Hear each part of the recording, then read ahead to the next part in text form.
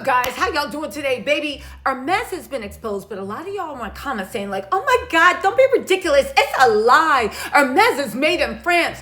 You guys, the people that run the industry, that know this in and out, are coming out and exposing that China is telling the truth. Let me be frank, right? Because, baby, we have, who is it?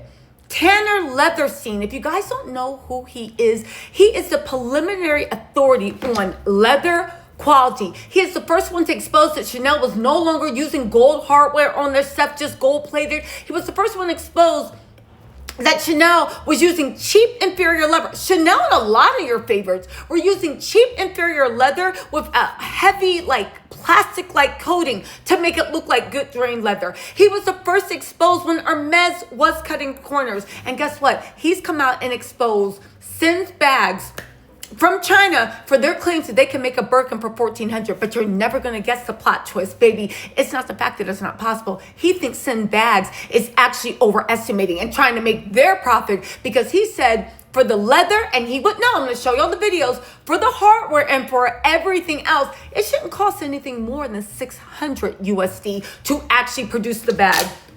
On top of that, he goes into Bottega, right? Chanel, Louis Vuitton, and Hermès, and exposes them for how they really are inferior quality. If you want to believe that inferior quality comes from China, go ahead. Also, let me just say this to the people that just want to believe that dream. At best, China was being factual. They said we finished making 80% of the luxury, we finished making 80% of the luxury bags, and the brand will maybe at most finish them making it the final 20% of them, then stamp their name on it. That means Africa makes the leather, China cuts it, they make the thread, they do all the intricacies at best. And Hermès responsible to show a factory of artisans doing the final 20% of 80% of the bags with perfect manicures in a factory that only had 12 artisanal workers. You guys do the math. Hermès made $11 billion last year. That means they sold almost 13 million bags. An artisan takes 2 days. Where did they get this workforce? Nobody is doing the numbers. Where did they get the workforce? But listen, you don't want to believe me. Let's listen to the experts. Go on and look at Tanner Steen. Sorry. Go ahead and check out Tanner Leatherstein's account. He is very well respected in the industry. He has no reason to lie. And you know what his whole account is made? Debunking how these brands, even if they are made in France or Italy or whatever, they are selling you inferior quality. You are buying the inferior dupes that you're talking about. Anyway, listen. I did another video where if you do still want the dupes and you just want to stunt on the holes in the club, or if you want to pull together with friends and make your own luxury brand because they have the manufacturing, they have the capability. There are supplier lists in the other videos. I know people are hiding these lists behind paywalls. I don't care. I have nothing to gain. Go and work on that list yourself too. Anyway, you guys, let me know what you think in the comments. I'll talk to you later. Bye. You guys, meet Tanner Leatherstein. At least that's his social media handle. He is an expert in leather and handmade goods, handmade luxury goods. He is respected all over. His whole account is him buying expensive stuff, deconstructing it, taking it apart to show you whether it's even worth a fraction of the price tag or not. You guys, I beg you, just listen to what he has to say. There's 3 videos in here. Just listen. Made in Italy, made in China, or maybe made in Chile. Oh yeah, that should be a thing, by the way, because some brands get real creative when it comes to made in labels, bringing that Chinese labor to the European land to protect that fancy labels while cutting costs everywhere else. But what does these made in labels really mean? I've seen leather goods from all over the world, and honestly, the country name on the label means almost nothing to me. It's who made it and how. But for consumers, that label still hits hard. And for that reason, some brands hide made in China labels deep in the bag in dark fonts. Because let's admit it, we flinch when we see that, especially on a luxury leather bag. Here's the truth though, every country has a range of quality in the craftsmanship. Italy, mostly mid to high quality and some exceptional stuff, while some terrible goods. China, on the other hand, a good chunk on the low end to mid. Yes, but also a sliver at the top tier. And yes, world-class work is also coming out of China at smaller quantities. These charts change in time. Economics shift, skills evolve. And guess what? China has been doing the work. Decades of intense manufacturing built some serious skills. I was in Guangzhou last month. Gasoline cars almost gone. Their EVs look amazing, drive smooth, and they are everywhere. Maybe that's why Elon Musk suddenly became a politician. He sees what's coming. China isn't just copying anymore. They start to innovate. And the same thing is happening in leather, quietly. They've got skilled hands because they have been doing the work. In summary, labels do not guarantee quality. They just suggest a probability within that distribution chart. And guess what? You don't need to rely on that chance. You've got eyes, hands, and the experience. Feel the leather, judge the craft, not the country. More importantly, what do you think about maiden labels when buying leather goods? And where should we explore in the leatherverse next? Drop a comment below and let's go there. Exposing luxury brands, Lululemon, Louis Vuitton, Hermès, all of these brands is real. My parents worked in import-export my whole life. Over 30 years they have been in this. Before Alibaba was a thing, my parents were the middleman. American companies will come to them and say, hey, we want these things made in China. And my parents will go actually to China and source the goods and find the factories to make whatever product it might be. Products get shipped back to the US, they slap a label on it, they sell it at, major retail stores. I have known this, that luxury brands are made in the same factory as knockoff brands. When I was in college, I had a pair of UGG boots that just didn't have the UGG tag on it because my parents went to the factory and they were sourcing for a shoe company. They said, hey, we're gonna send you this pair. It was literally $5. You love Uggs. It doesn't have the logo, but it's the same quality from the same factory. I have known this for basically my whole life, and the fact that this is just now coming out is hilarious to me. Just because it's made in China doesn't mean it's garbage. Just because it's made in Italy doesn't mean it's amazing, and most of the time it's not. So beware of what you're buying and don't just always buy designer things. That is all. So this is a video that I wanted to make in itself in relation to this comment. So what a lot of people don't know is that many high-end brands, including Prada, will do this thing where they manufacture a singular tiny component of their ready-to-wear or bags, accessories in Italy.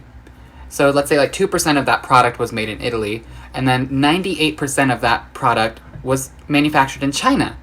Now, what that company will then do is, because, say, like in this example, the zipper pull was made in Italy, they can then attach a tag that says made in Italy, tricking you as a consumer into thinking that the entire product was made in Italy, when in when in reality, only the zipper pull was made in Italy. So make sure that you do your research, because a lot of brands do this. Let me know if you want a list of them. I'll be happy to provide that. But thanks for watching. Permission to be mean? Y'all are being so fucking lame. I just feel like we have severely lost the plot on either side of the conversation around Chinese manufacturers creating luxury goods. On one hand, you have the camp of fashion people who, for some reason, will defend these European luxury brands as if their life depends on it, as if these aren't private equity-backed, profit-making machines. Maybe because you've already invested thousands of dollars and you don't want to look stupid, that you cannot believe that they would take cost-cutting measures in order to increase their profit. Be so for real. Did we all just forget about this? But what about the French artisans at Hermès? That's not the point. These companies still don't deserve your money, and I'm gonna tell you why. But if you don't trust it coming out of a Chinese person's mouth, because I get it, maybe they're just trying to sell dupes. Nonetheless, here is a fashion documentary done with incredible investigative journalism in 2018 exposing how luxury brands abuse Senegalese migrant workers to produce your beloved leather goods. And this one was made by white people, if that makes you feel better. And until those luxury brands publish their supply chain to you, why do you trust them so bad? I just don't understand how there is any response that is appropriate to this news besides buy vintage, buy from small designers.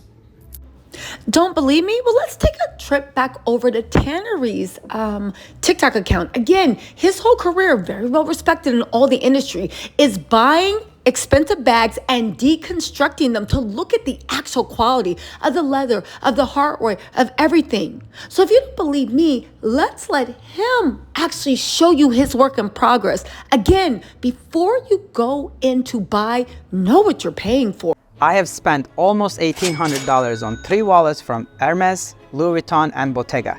Yet, I was still disappointed. Each of these wallets lacked at least one major thing I was looking for. But I was determined to have the perfect wallet, and I found the solution.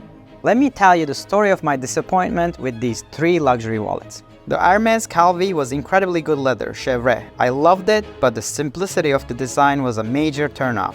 It was simply 2 pieces of leather folded into a shape and locked with a snap. I was looking for some level of artisanal sophistication, and it wasn't there.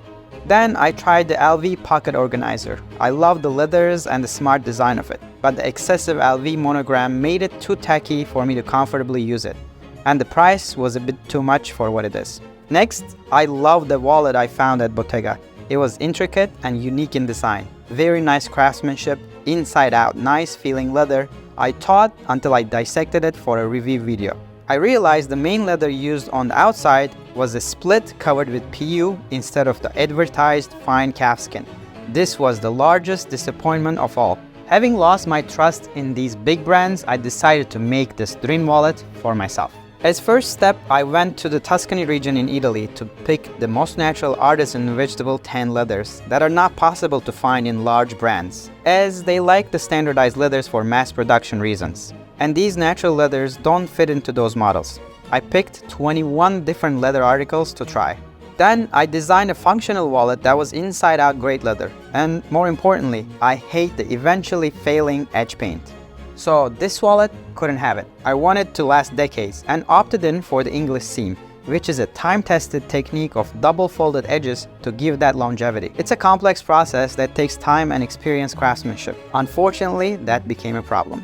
Even though I successfully made prototypes in my workshop, when I decided to make production of it, my team failed to craft it consistently due to lack of mastery at this level. I ended up in Dupe to find skilled hands to trust with this production. After a few Europe trips in several months, I finally received my first batch and given it a dissection to see what I received from my new workshop partner in Spain. As I opened the wallet, beautiful, clean workmanship inside, everything is executed masterfully. The RFID blocking fabric placed nicely, leather skived and splitted beautifully. We removed the semi-aniline finish from the vegetable tan bull hide, seeing the beautiful full grain underneath. For the inner lining, we use a chrome tan cowhide with aniline finish. There is not much acetone gave us here. On the pocket linings, acetone didn't give us anything because this leather doesn't have a finish. Completely aniline, naked calfskin. As it is certified by the Tuscany Vegetable Tan Tannery Association, the leather burns like wood. It gives a black charcoal residue. I'm 100% sure it's full vegetable tan leather, as I was sold by my tannery partners. The leathers I choose for inner, the black lining and the orange lining, are chrome tanned. The only other body is the vegetable tan leather. Now the cost estimate is not an estimate anymore because we know all the numbers behind this work. The leather is little over 3 square foot, $22 for the total leather consumption. The workmanship in Dupe is around $38. In total, we spent about $60 for leather and labor to make this wallet. The price of the wallet is $169. I made my initial calculations according to my costs in Turkey. It's slightly higher on Spain now, but I'm gonna keep that price for a while to give people a taste of this exceptional craft. If you wanna check it out, it's available on my website in 9 different color options. I'm very happy with the result. It took about 1.5 years to get to this point, but I've been using the prototypes for over a year now, and I'm happy with what we came up with. And remember that video that launched it all? Sin's Bags saying that they could make a $38,000 Birkin for $1,400? Well, guess what? Tanneria, again, he is a foremost expert. He actually weighed in on that. And he actually said that he thinks those claims are false, but not for the reason you think. They're false because it should actually be half of that. It shouldn't be any more than $500 or $600. And baby, this is using top quality leather and components. But you know what? Don't take my word for it. Listen to an expert on his day off explain the price points. Listen. TikTok trade wars. So it turns out there is another trend going on, and I'm not aware, as I'm off news and social media for 5 years now. But regardless, I got so many questions, I had to do my commentary on a family trip that I'm in Barcelona now. So I watched the main video where the guy breaks down the cost of a Birkin. So now to sum those up, the total cost will be 1,400 USD for one Birkin out of factory. For a $38,000 Birkin. And this might surprise you, but his cost estimate is too high. And there are other inaccuracies in his original video. So let's break down that video and point out the accurate and inaccurate information in his video. He starts with listing the materials and the cost of it. And he shows a leather that says Togo. But the leather there, this leather, is not Togo. The second thing he says is true. The material supply chain, everything is available in China. Yes, that is true. A lot of Chinese buyers drop $500,000 on one leather shipment in European tanneries to buy real Togo to make counterfeit bags. That's true, leather is available, but most of the counterfeits in China doesn't use that real leather. And you know, those tanneries can't even make that much anyways. Then he says, One piece of Togo leather, the same leather as this one, will cost 450 USD. that's not true. The Togo from Weinheimer today costs about $330. On average 22 square foot at 13 euros a foot, you do the math. He says another true thing about the stainless steel, the ocean steel hardware. The hardware. See, for one piece of bag, the hardware will cost 150 USD. Yes, that's the top grade hardware and it's available in China. That's also true. But it doesn't cost $150. That's also padded. But then he adds up all these costs saying that the total is $1,450. That sounds a bit steep to me because I was in Guangzhou last month. I've seen these top level fake Birkins that is way better than the one he's showing in the video, and they were selling at $500, made with real Togo and stainless steel. So I'm assuming his exaggeration is to sell his fakes or dupes at a 3x multiplier, leveraging a trend now. And that's kind of where the problem starts, because if you're gonna expose anything, if there's anything to expose, you better be accurate. And there's so many inaccuracies in this video that kind of makes me not to think much of this content. He also has a very accurate point where he says China has the skills and talent as well as the materials. That's absolutely true.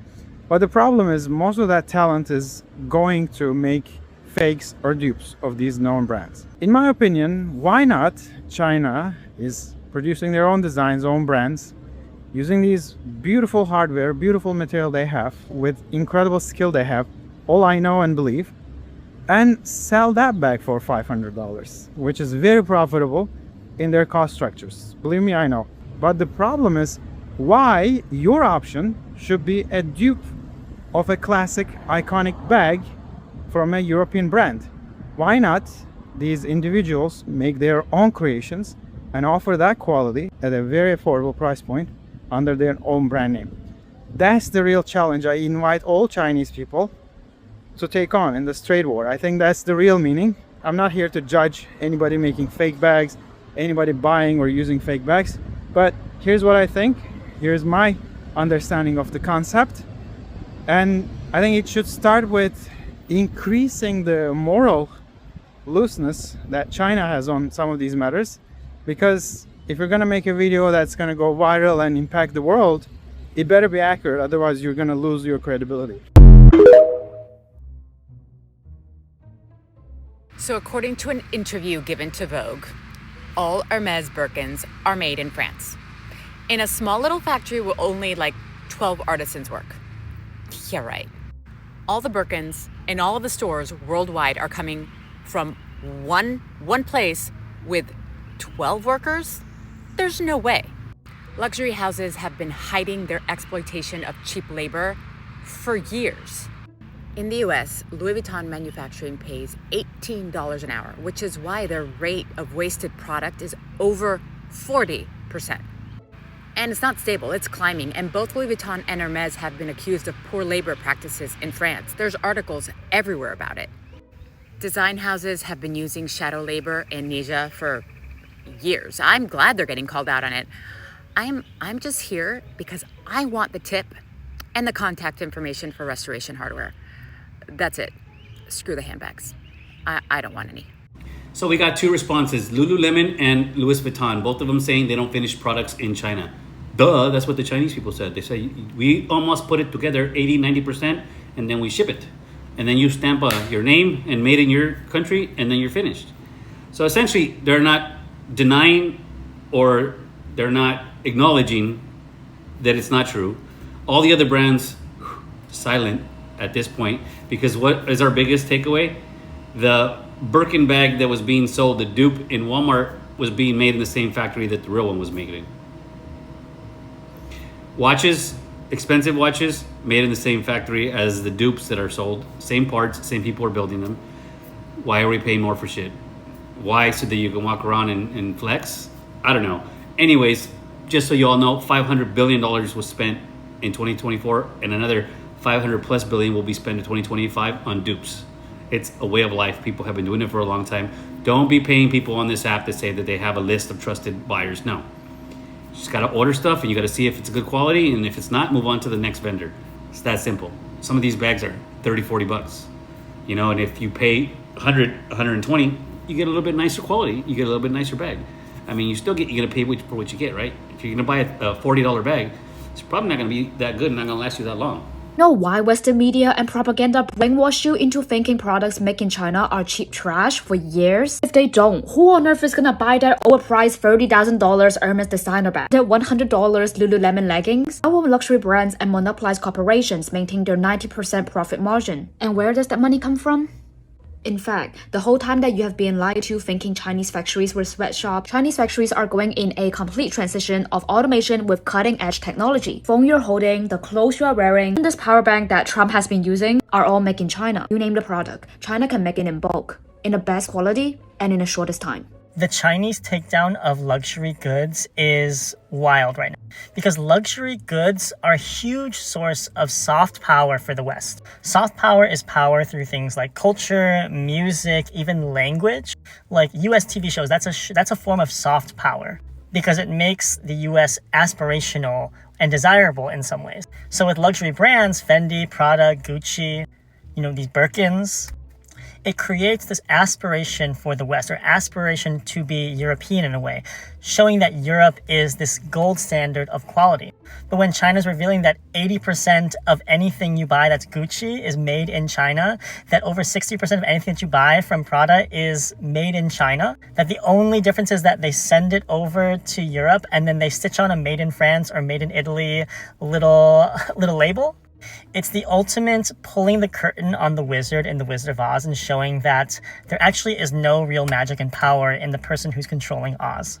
I think it's going to be really interesting because there is such a stigma of something that's made in China. There's this perception of lesser quality in the West, but when you reverse that paradigm, when you show that all these goods that you thought were better because they came from Italy or France or wherever, when actually, in actuality, it comes from China, you're forcing consumers to reckon with why they make choices. So if consumers are going to start questioning the perceived worth of luxury goods, consumers are going to then realize that luxury brands are just high markup middlemen. They're just peddling an idea of something versus an actual quality good. And you can just then cut them out and go to the source. And so I think what China is doing right now, by shifting this perception of soft power, by taking back soft power, by showing real power in infrastructure and manufacturing, we're going to see a real flip in a lot of things, whether it comes to labor market, whether it comes to manufacturing, whether it comes to who buys luxury goods and perception of luxury as well. And so, I don't know, I'm just in it for the ride here.